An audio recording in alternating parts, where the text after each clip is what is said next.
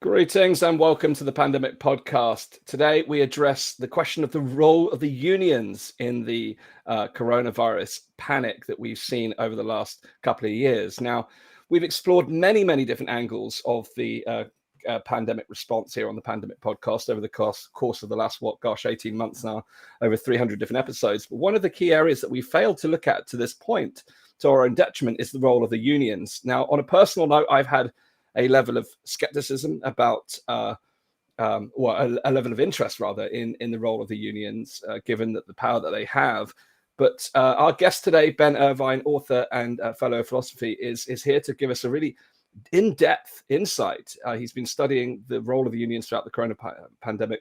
He's going to give us a really comprehensive overview of the influence that the influence have had on the coronavirus policy in the UK. He's been investigating the role of the unions and the government's lockdown policies and other policies, and has written extensively about these on his blog and his social media accounts. Now, through his very detailed investigative work, he shows the sequence of events, the letters, the meetings held, which has pressurized the UK government to change the course of the response to the pandemic in the UK. So I'm delighted to bring Ben here today. He's an honorary fellow in the philosophy department at the University of Durham. He's a regular guest blogger at the Creativity Post, originally based in Australia, now based in northeast London, having attended University of Durham and then Cambridge University, where he completed a PhD in philosophy.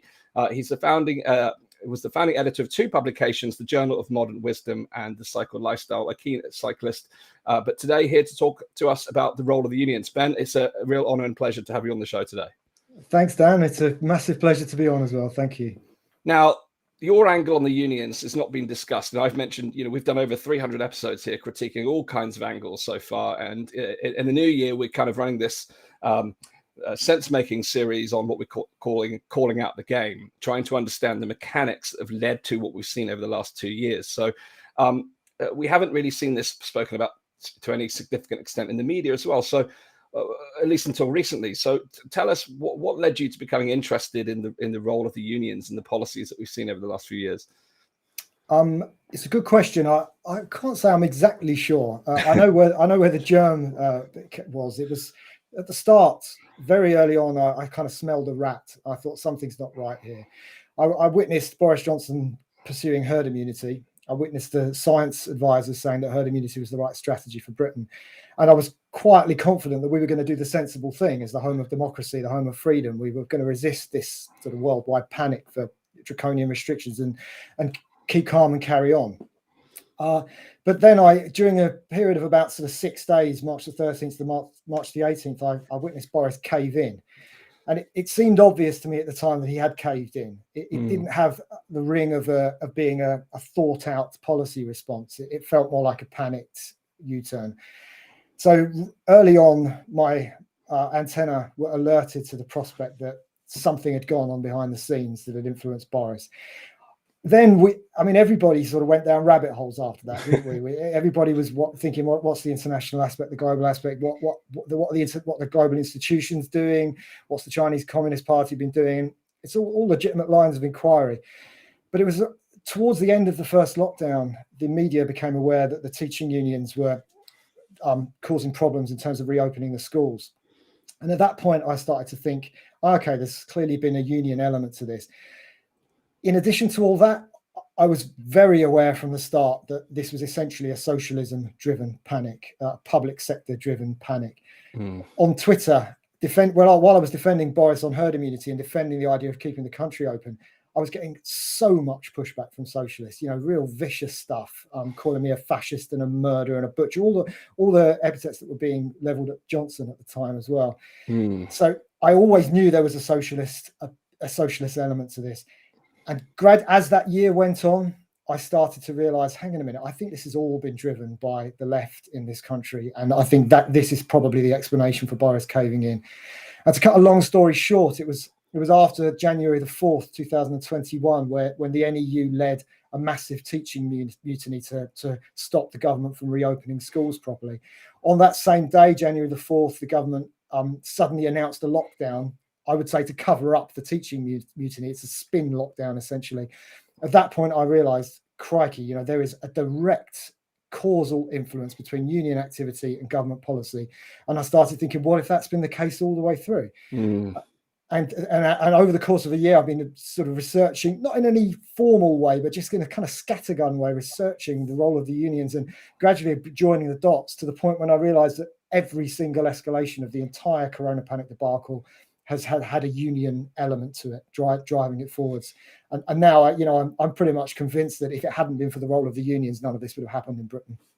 Wow. I mean, so much to unpack here. So firstly, I shared the view on herd immunity, as you mentioned, just by virtue of my wife and I were flying out to Asia in February in 2020 for our honeymoon.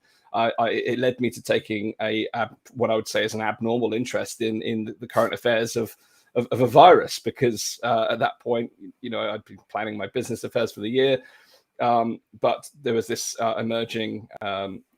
The levels of hysteria hadn't reached fever pitch at that point, but there was the bubblings, and I thought, well, I better start investigating what I'm seeing here. And we went and we flew out to Asia. We came back to the beginning of March, and then within a week we were into lockdown. But prior to the lockdown, all of the conversation around herd immunity made perfect sense. There was even some really fascinating social media posts going around, just virally sharing the kind of UK's approach, and you could see people saying, "This all makes sense. This makes sense for us to do this." But then, boom! Almost overnight, we lost that. And in your blog, you compare or you suggest how the UK may have followed the Swedish model if it hadn't been for the pressure from the trade unions. And obviously the Swedish model very much followed a herd immunity type strategy without formal lockdowns. So could you give us a kind of overview of some of the key events that you believe may have led to that shift in policy?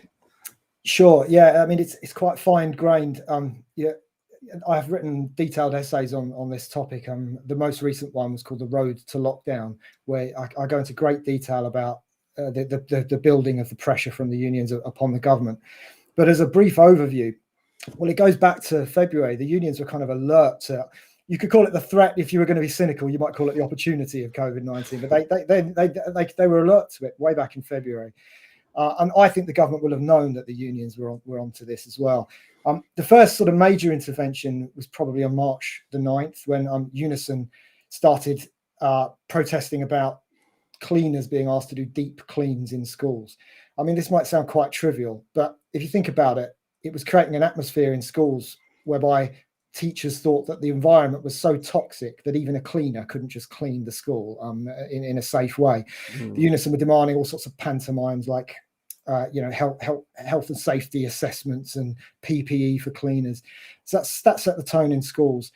On March the 10th, the GMB union started demanding PPE for nurses and doctors and medical staff in hospitals. One of their campaigners said that medical staff just wouldn't go in if they weren't supplied with the right PPE. Gradually, other unions weighed in on this.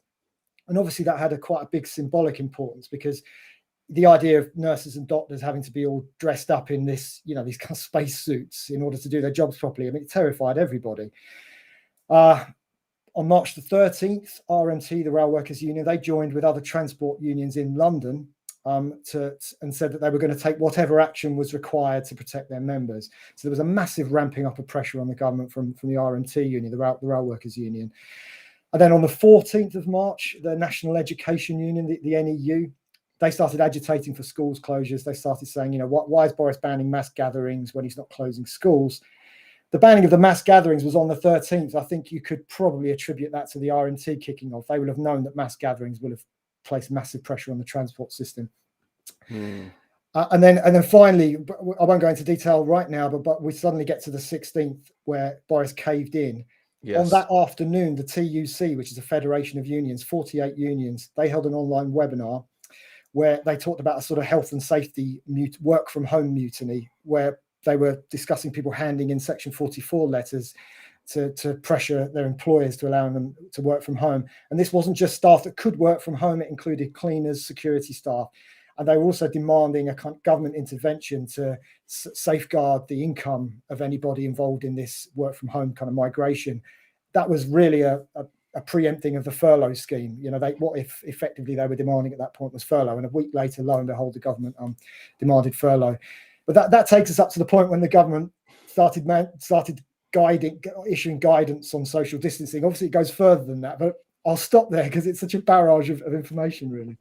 Well, I think just to kind of play devil's advocate a little bit, some of the kind of demands in some ways around having health equipment, etc., in hospitals, certainly for basic protection, I think most people would say would be reasonable. But I think what you've struck, the way that you put this across, is that it creates the climate of fear, and it creates a sense of panic and urgency, and without really any conversation about the underlying need for these things. It creates a sense that they are necessary at a scale that perhaps if looked at within the kind of balanced view of the evidence, you may take a different view. But the timing of these things, it's like a barrage. It was like a dominoes falling. It was like one union after the next in the lead up to this pivotal date. But reading your blog it gave me so many flashbacks about the unfolding of the events in 2020 at the early stage, and put myself back at how crazy things were right at the beginning. But one of the vivid descriptions that you created was of the press conference where Boris, flanked by his scientific expertise, was it felt like they were just squirming to try and justify this sudden change in approach and this deviation from herd immunity. Do you think this was a direct result then of this union pressure in terms of the timing of this kind of shift? I do think so. I think people often say to me, don't confuse correlation with causation. But this is pretty serious. If 5.5 million people potentially are going to be involved in a work from home mutiny stoked by the TUC. Also, the UCU, the academic union, they were threatening to strike to close down campuses. That was an overt strike threat made to the authorities. So that was happening in the background too. And Boris phoned the Japanese PM on March the 15th to discuss what would happen if he closed the schools but kept the economy open. Japan was unusual in this. I think it's the only country worldwide that shut schools and kept the economy open. I speculated in my essay that this was possible in Japan because they have a more sort of traditional conception of gender roles. A lot, mums are encouraged to stay home and raise the kids in Japan. But obviously closing the schools without shutting the economy down would have caused chaos potentially in a country like Britain where so many mums go out to work. So I think Boris was aware that there was likely to be a connection between shutting schools, certainly, and closing down the whole economy. Mm-hmm. And then suddenly, like you say, we're faced with these mutinies going off throughout the public sector and throughout the unions. He had the decision to make on March the 16th. And I compare him to somebody who goes out in front of a parade and pretends to lead it. The parade was happening anyway. People were going to start working from home anyway. The TUC used the phrase forcing of the employer's hands. So this stuff was going to happen anyway. Boris could have tried to stand up to it, but then the parliamentary arithmetic didn't look good for him because we know that Jeremy Hunt was in support of all these restrictions, his main leadership rival. All it would have taken was 40 MPs defecting in Parliament, and Boris would have been faced with a situation where he no longer had a parliamentary majority. Given the scale of the panic in the country at that point, he may not have survived trying to stand up to them. So he had a choice to make. And I think the March the 16th press conference was essentially a colossal exercise in spin, whereby the government pretended to be leading this guidance to work from home, this guidance on social distancing, whereas in fact it was a mutiny that was taking place in any case throughout the public sector. And then there was the bomb, effectively that Ferguson dropped on the whole situation, which felt like the final tipping point, the final domino, which, his doomsday predictions in that paper created a ripple effect around the world. Yes, on Ferguson, though, I mean, it depends how far you want to go with this. I mean, you could make a strong argument that they wheeled him out because they needed to spin the U-turn. They needed some sort of doomsday prediction that was new in order to be able to say, oh, this is why we changed course so dramatically.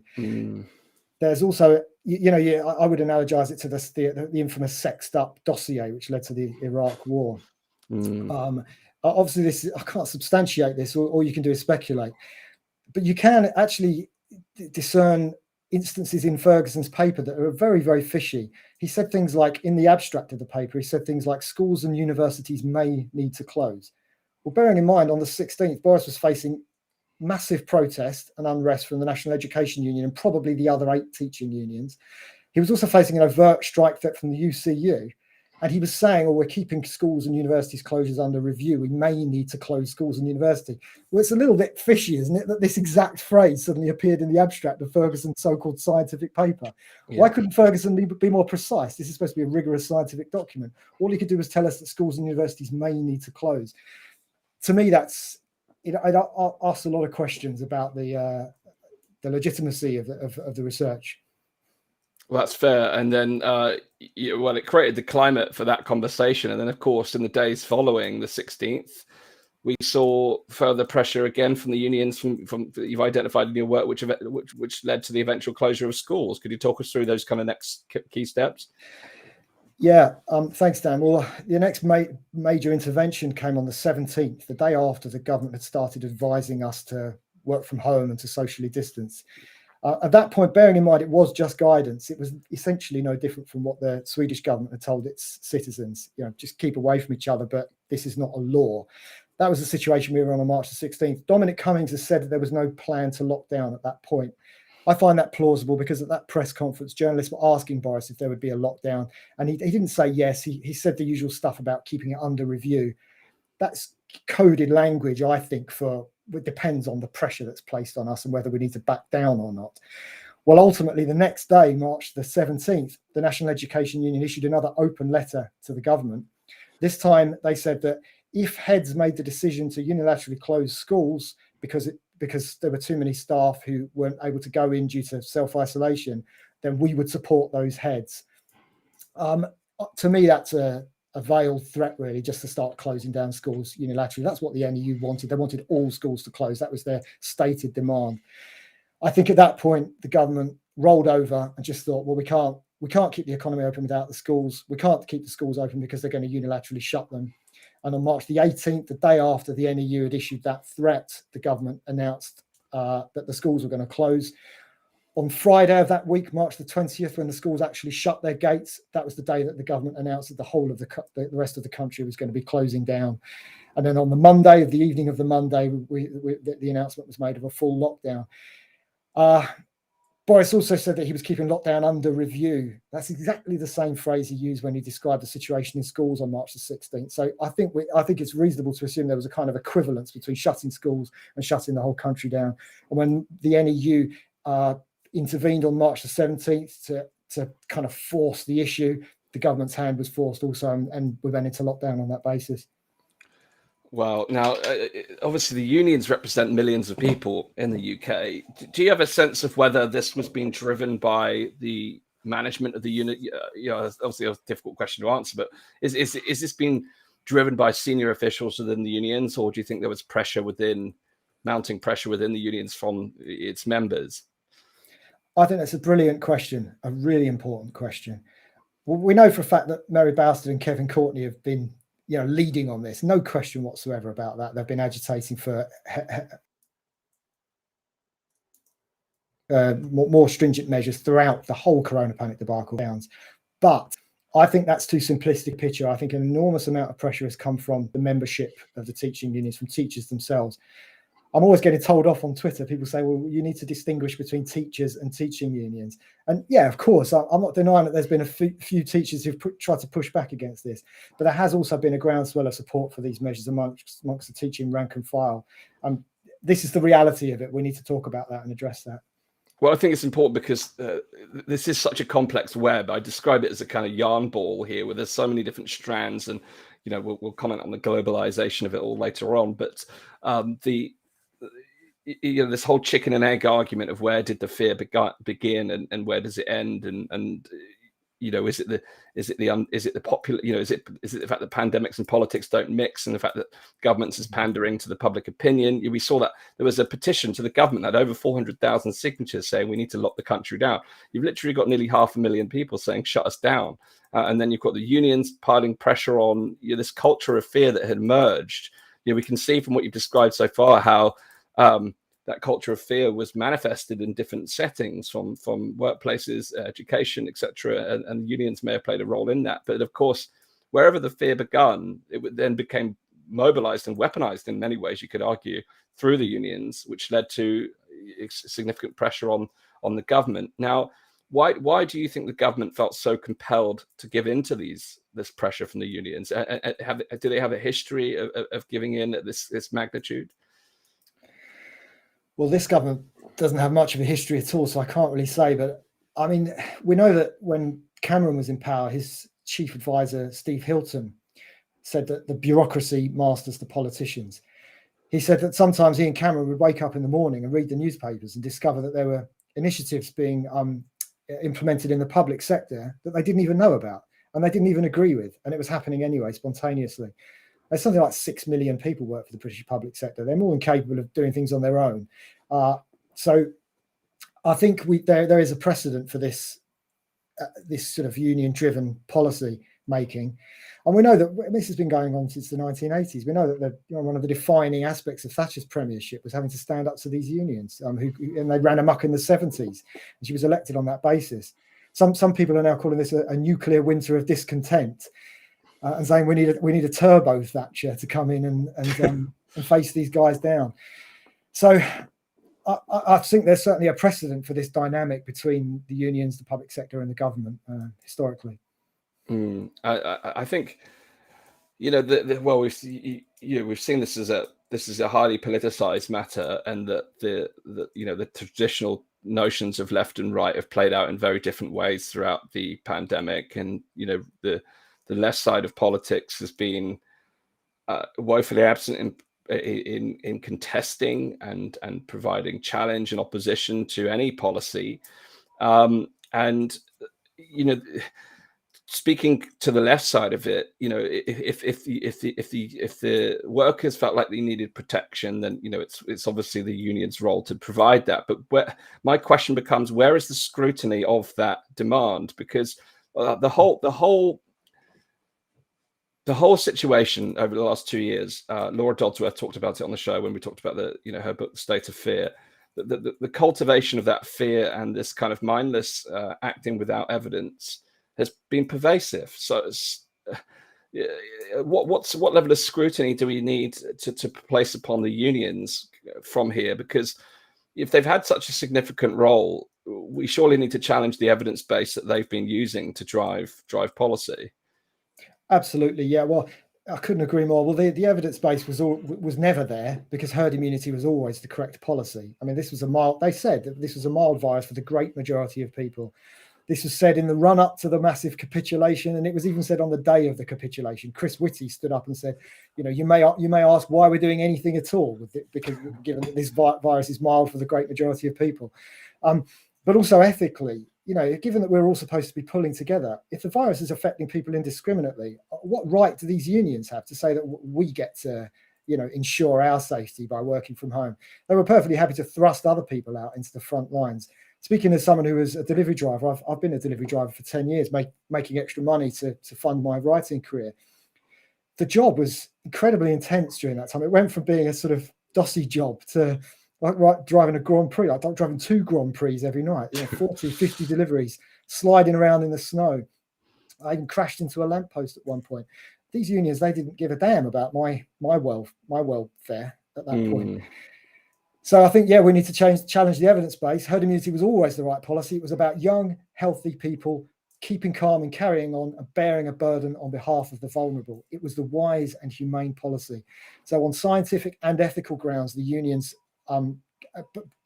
basically committed an atrocity, as far as I'm concerned. And this needs to be the basis of the discussion going forward. Very, very, very important. Now, I know you've been focusing predominantly on the role of the unions in the UK with the level of depth that you've gone through in your writing and your blogs. But are you aware of the effect of unions on other Western politics, other Western countries? No, well, thanks again for asking, Dan. I mean, that's another fantastic question. All I can do is call to people to get in touch with me and try and do the research. I'm doing my best through Google, but it's difficult to work out the timelines in other countries. I know that in America and in Canada and in New Zealand and Australia, teaching unions have been running amok. Whether they actually caused the problems there, we don't know, because some governments might have gone along with this willingly.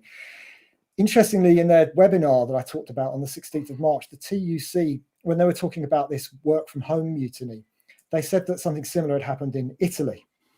And I mean, that was a bombshell revelation to me, because when you think about it, there are suggestions that the virus was actually spreading throughout the world long before the Chinese government locked down Wuhan. So effectively, what happened in Wuhan was some sort of spin operation on the part of the Chinese government. So when Italy went into panic mode and started locking down Lombardy, we know for a fact that wasn't really driven by science, because we know this was a mild virus for the vast majority of people. There was certainly no need for these draconian measures in Lombardy. So a question that arises, well, what happened in Lombardy? Was there local authority agitation? Was there union agitation? Were the medical staff agitating? And there are definite suggestions that trade unions then fostered another massive work from home mutiny throughout Italy, which we're entitled to ask, did that plunge the entire country into lockdown on March the 9th? And if it plunged Italy into lockdown, and then unions in other countries were aware that had happened in Italy, were they then inspired by that to partake in similar measures? I call it coagulation. I suggest that the lockdown actually it was coagulating, meaning blood clotting. It sort of precipitated out of the activity of unions throughout the world, and it sort of spread in itself like a contagion. And then all the governments did was get in front of that parade and pretend to lead it. That's speculation. It might not have been the same everywhere as it was in Britain. I'm always advising people not to assume that everything had a single cause. But that's one hypothesis to be looking at. And I call upon people to do the research in their countries and get in touch with me on Twitter at Ben Irvine Author. Thank you, Ben. And obviously in the recent weeks, we've seen, well, just as early as Friday, actually, the TUC coming out saying we now need to delay the vaccine mandate rollout, which I think it should be, in my view, it should be, the idea of mandatory vaccines in this country is an abomination. But the TUC are now, having caused such problems throughout policy that we've outlined here today, or at least contributed to, now saying we should be delaying the vaccine mandates in the NHS because they're worried about the mass walkouts. But I think one of the important things I've taken from this, and I'd be interested in your comment, is that we've seen a large amount of campaigning from skeptics, the NHS 100K group, who are out there campaigning about the number of jobs that are going to be lost, how the quality of care is going to be suffering, how the UK has lived under this mantra of protecting the NHS, and here we are about to wipe 100,000 plus people from the employee register. So the TUC now appear to be pushing in a different direction. What's your comment on that? And do you think that's the role of public campaigning? Can it influence these unions? I should think so. I've said that this would be the case for 18 months now. That as soon as the public anger, not necessarily anger, but the focus, the drive to be reasonable about this and engineer a way out, once that's focused on the unions, then there's light at the end of the tunnel. What do we say about what the TUC is doing now? Well, I would much rather they said that, look, we got this wrong from the start. The entire thing has been an abomination. We should never have been agitating for any measures at all. That's what I want to achieve out of this. I want the air to be completely cleared. I want us all to go back and say herd immunity was the right strategy. None of this should ever have happened. If there was to be a vaccination program, it should have been made available to people who were vulnerable or people who wanted to take it. There should have never been any hint of coercion whatsoever in any of this. There should have never been any social distancing, no closures, no children tormented in schools, no people left to die alone, no families isolated from each other. None of these abominable measures that were taken were necessary. And the government knew it and the scientists knew it in the early stages. So in terms of now this sort of interplay between the NHS and the government and the TUC, I think, I can't prove it, but I think the government may have threatened NHS workers with mandatory vaccination to stop them from running amok over the Christmas period. Last Christmas, the BMA went absolutely ballistic, demanding stringent measures over Christmas. And Boris, having stood up to this in the Houses of Parliament, he was mocking Keir Starmer and saying, you're a one-club golfer. All you want to do is lock the country down.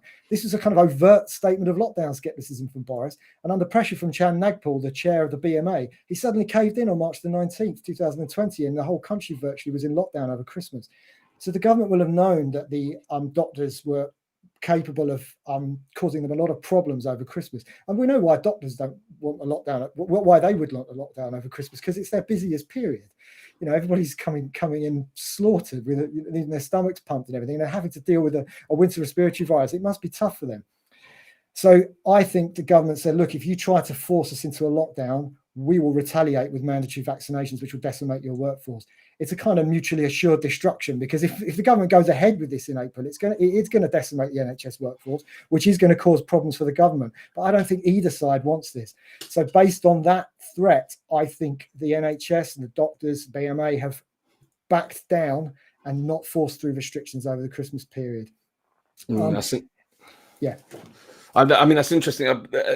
What's your take on the care home sector in that regard as well, and the pressures that have been put in? That's, you know, I've had hundreds of emails over the last couple of weeks from people working in care who have formally had their notices now that, you know, that their employment is going to be terminated. You know, so why is the care home? Why are care home employees playing second fiddle to the NHS? Is it because the NHS has been positioned as the crown jewels? What's the politics or the role of the unions in these two similar but obviously distinct issues? Yeah, I can't say I have a well-defined view on this. All I have is an instinct that it's wrong. You mustn't force somebody to have a vaccine to do a job. But then again, you could argue that if a particular care home wants to insist on that policy because that's what its customers want, then perhaps that is acceptable. But the idea of mandating this as a law from central government, that seems certainly wrong to me. Thank you, Ben. And now, obviously, the unions, from what you've described, appear to have amassed a level of power that drives influence over national policy. You know, that's far beyond the workers' rights within the industries that the workers are being represented for.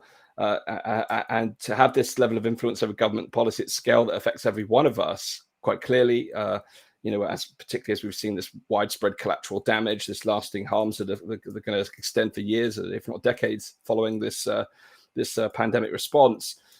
Do you fear that the unions now will have a greater role in national policy in other areas moving forward? Will this be a kind of momentum step forward? Will they have this kind of leverage again in other areas? Absolutely. This is the concern. How far will this escalate? Who would have believed 2 years ago that we would be in this absolutely demented situation with children being forced into masks for no reason whatsoever?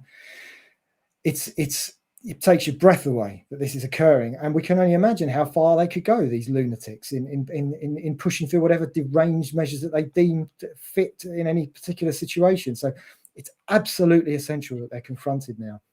We have to break into this vicious cycle. The problem we have is that the government will not acknowledge that this has been the dynamic, because it's an earthquake. The idea that a government span a terrible policy like a lockdown under pressure from unions and then continued spinning. They didn't reopen the schools because the teaching unions refused to go back to work again. They didn't reopen the schools until July the 17th in 2020 because that was the end of the school term. Masks were mandated on trains in the summer because the RMT overtly threatened to strike if the masks weren't mandated on the trains. Masks were mandated in shops because allegedly there was a suggestion of industrial unrest from USDOR, the retail workers' unions. The second lockdown happened because the NEU was demanding a circuit breaker, and throughout the other home nations, the lockdown was explicitly based on the NEU circuit breaker concept. In this country, Boris, something happened behind the scenes. It's hard to know, but in the end, they caved in but managed to keep the schools open. Goodness knows how they managed to do that. The third lockdown was absolutely categorically driven by the National Education Union holding a Zoom meeting, which 400,000 people attended, where the executive of the NEU advised teachers not to go back to work because it wasn't safe for them to do so. The NEU has claimed credit for this. They've claimed credit for forcing government policy. The next day, Boris Johnson locked the entire country down to cover up this mutiny. He then tried to get the teachers back into school. They wouldn't go. They finally went back only on the condition that they could mask the children. This was on March the 8th. They've been running amok throughout. And be in no doubt about it, they will continue running amok unless we confront them, and goodness knows what they'll do next. Well, again, the schools going back right after Christmas now. There was a lot of uproar around masks in class, and there's been fortunately now, you know, as things unfold, there's been a lot more pushback, and people saying, well, show us the evidence, and you know, the government's coming back with very weak responses to these calls. Do you feel again this is once the union striking again here with the children going back it's school right after the new period? Yes, I mean, the thing is, I think the government may have something on the leadership of the NEU now. They're in a sort of strange truce, because what both sides did on January the 4th was highly illegal, epically illegal. The NEU essentially orchestrated an unofficial strike, which was illegal. You need a national ballot for a strike on that scale. And the government doing a spin lockdown in response was illegal. So I don't think the NEU leadership themselves want to force through schools closures. And indeed, I predicted this winter that they wouldn't be able to. And now we're seeing, actually, in the rank and file, we're seeing other prospective leaders step up and try to drive through schools closures, which would force another national lockdown again. So it's an incredibly complicated situation. So what do you think needs to be done? Obviously what we're talking about here is, I think we'll start to see a raised awareness of these key issues. I think it's one of the pieces of the puzzle that's been left in the dark. But from this conversation alone, I think, well, there's a heck of a lot more focus to be placed here. It is a battleground ultimately, and in order to move forward, surely we need to be challenging the role of the unions, subjecting to accountability, looking at the evidence that they're using to make these demands, the influence they have over government. What do you believe can be done, both from a public perspective, a business perspective, industry level perspective? Because, let's take education for one thing. The poor children are the ones that are suffering here. Take the NHS, the patients are the ones, the quality of care is the thing that's been suffering. So the recipients of these policies are suffering badly as a result of these decisions. So surely greater scrutiny is required. But where do you think that scrutiny needs to come from? Is it the mainstream media? Is it from the politics itself? Is it from the public? Or what type of scrutiny can we undertake here? Yeah, all of the above. I think we have to raise awareness about this. The journalists need to perhaps even swallow their pride and start to talk about these issues, especially talk about what happened on January the 4th, because it's such a vivid illustration of the dynamic that's taken place. And I think in my work, I've proven that dynamic has been in place since day one. And perhaps there's also a sort of reluctance to cause this kind of cataract, really, because it would be apocalyptic when this truth comes out, that, all this has been inflicted upon the British public on no grounds whatsoever, on no reasonable grounds, purely as politics as usual, basically. And it's driven us into this debacle. That is going to cause an earthquake. But like you say, we cannot continue with this attenuated care in the NHS, with the lunacy of masks in shops and in other public sector buildings. And especially, we cannot continue with our children being tormented while they are at school. We just cannot. So we're going to have to confront this collectively. As lockdown skeptics, the media and the public, we're going to have to face up to what's going on. And there are going to be people who are going to have to face up to a bit of a guilty conscience in all this. We'll sort it out. We'll work it out going forward. The Germans managed to move on after World War II. And a lot of people did a lot of bad things in World War II. We'll get through this, but we have to start talking honestly about what's going on. Yes, and in terms, my level of understanding of the unions and how they operate is very minimal. Is there any kind of guiding regulatory body that is responsible for the activities of unions themselves that perhaps, well, if it's such a body does exist and they're not complicit, is there a way? Do you think there's a need for greater regulation of union activity, or is that contradictory in terms? Yeah, thanks for asking. I mean, I'm going to have to go away and think about this, aren't I? Because I've been diagnosing the problem. I don't consider myself in a position at this point to cure the problem. But I think you might be onto something there. Maybe a regulatory body. Maybe the unions need to be broken up. They're too powerful. They're enormous. Some of them have got like 1.4 million members. So there may be something in that also. Maybe we need to decentralize so that unions just represent people in specific locales. Interestingly, in Sweden, the schools I think something like 15% of the schools run on a voucher system. So this decentralization in terms of the education system in Sweden may have been enough to create pressure on the teaching unions in Sweden not to push through a work from home mutiny, which will have been probably decisive in Sweden not locking down. So there's a test case there, if you like, that they're breaking up the power and decentralizing and giving parents and people more power over these unions is going to be effective in the long run. Yeah, I think the people power has been evident in the last few weeks with the the NHS 100K campaign against the vaccine mandates, supported by the Together Declaration. Clearly within education, there are teachers who disagree with policy. I've come into some fantastic conversations with head teachers, people in the NHS, doctors, senior consultants. They may or may not be members of a union, but there's plenty of people out there within these employers who feel very strongly, as we do, that these measures have been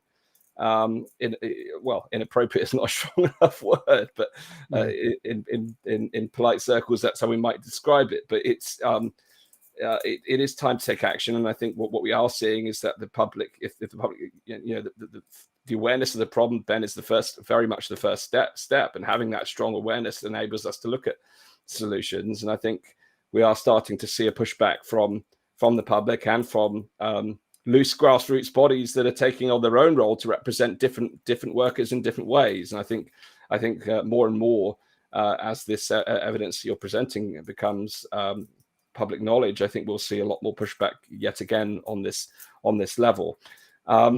There's a couple of things I'd like to comment upon.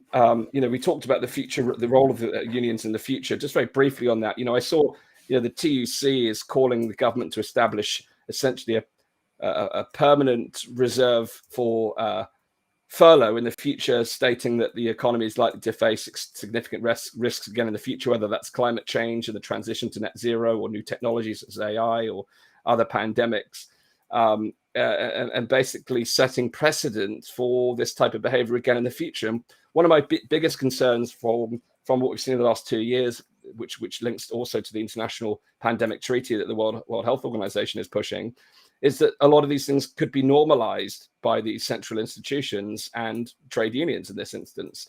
Do you think? I mean, I suppose we're once again in the solution space again. But my concern is that these things could become normalized because they've just been so widespread within the last 2 years. So beyond the role of the unions themselves, what do you think we need to do to raise the awareness of the kind of collateral harms and the flaws in these different policies?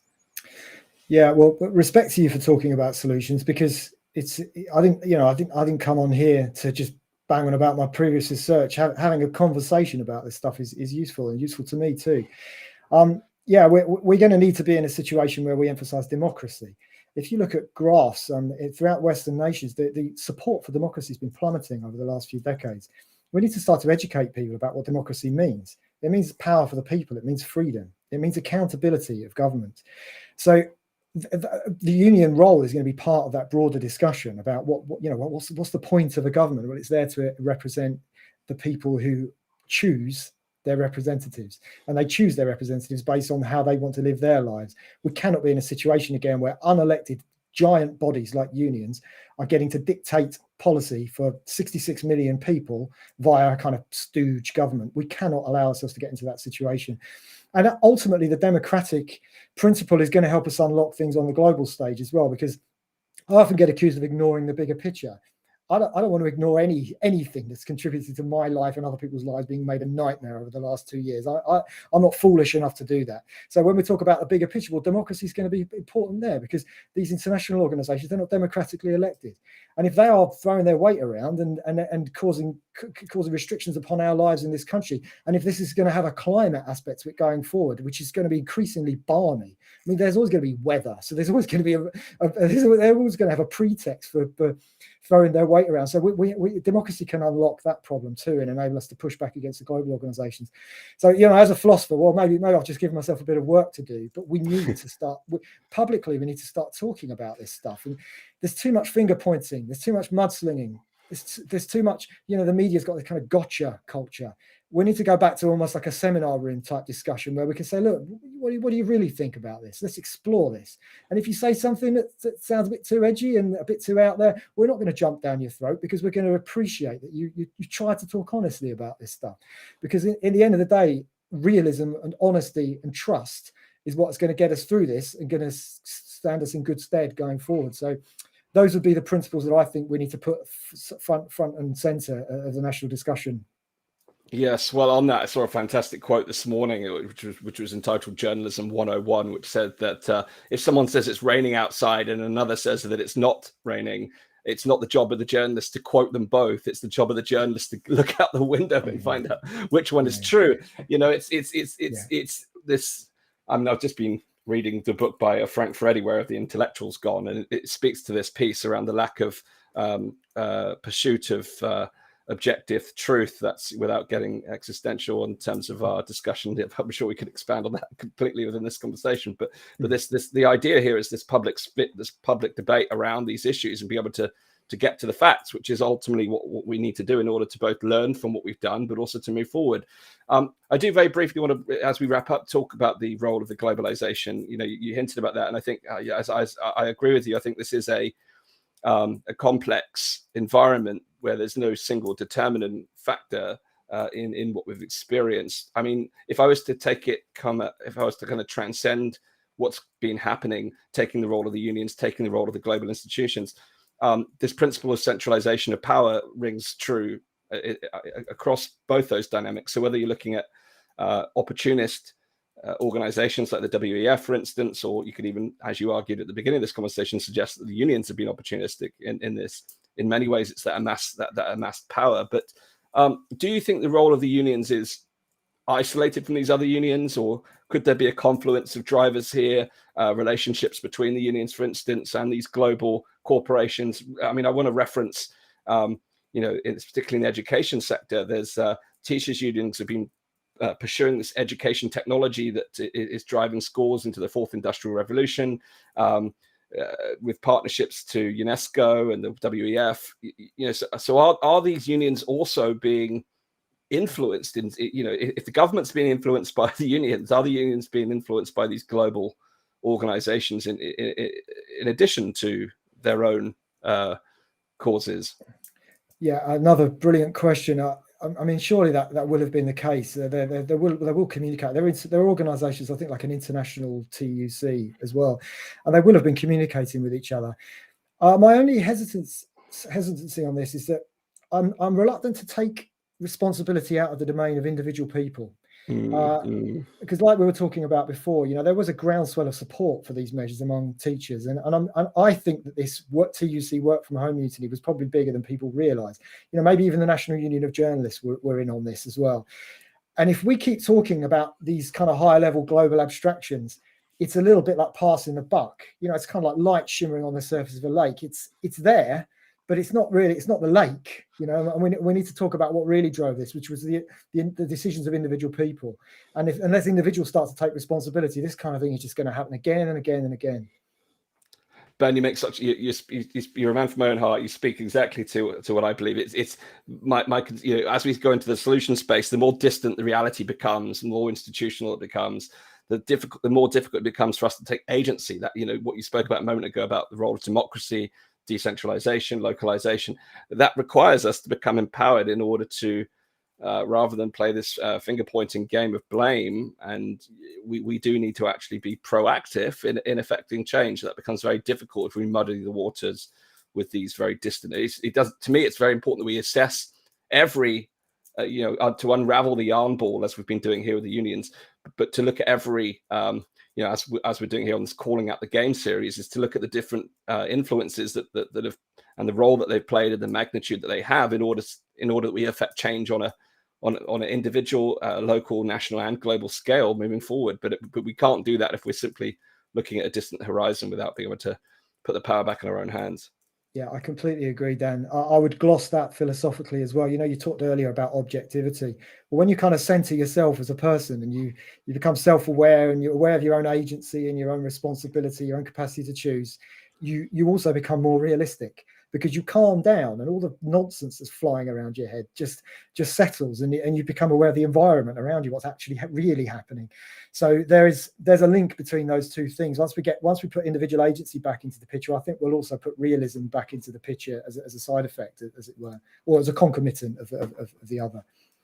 Absolutely, Ben. Well, it's been an absolute pleasure unraveling this piece of the puzzle with you today, and the role of the unions in the COVID panic, and not just the panic, the COVID policy, and the impact it's had on all of our lives. And I'm sure you'll continue to work on this. I suppose my final guiding question would be, what's next for you in your own analysis, your investigation? What are you working on at the moment? And where can people, beyond that, where can people find out about your current work on this? Oh, another good question. Well, I'm not sure. I'm reluctant to say because I might not follow through on it. But I would like to write something about how this was a socialist debacle, talking about how they're placing the common good above the needs of individuals has led to an atrocity so many times throughout history, and it has done so again. There always needs to be a balance between the common good and the needs of the individual going forward. And that socialism is an extremist ideology that places the common good above all else. So I would like to talk about that at some point in an essay. I'm also writing a book ironically, about the hypochondria of intellectuals. It was something I've been working on for 10 years. So I've certainly got a lot more material now to be filling out that book with. Oh, well, yeah, your real practical experience. And then in terms of people, I know you're tweeting about this regularly. It's Ben Irvine Author, is that right, for Twitter? Yeah. Yeah, and then whistleblowerphilosopher.blogspot.com for the blogs. As I said, this conversation has been a kind of trailer really to the in-depth work that Ben has done, and I thoroughly encourage all of you. I mean, it's just a fascinating read, line by line analysis of the various sequence of events that have occurred in the United Kingdom. So I strongly advise you go to, you can see the URL there on the screen, whistleblowerphilosopher.blogspot.com, to read through Ben's analysis of this situation. And I'm sure if you've got questions, you've been watching this and there's questions you'd like to ask, please do put them in the comments as you're watching this. And I'd like to direct them to Ben for further comment. This is a fascinating field and one that I'm keen to explore further. And I want to thank you, Ben, for being here and sharing your insights on the Pandemic Podcast.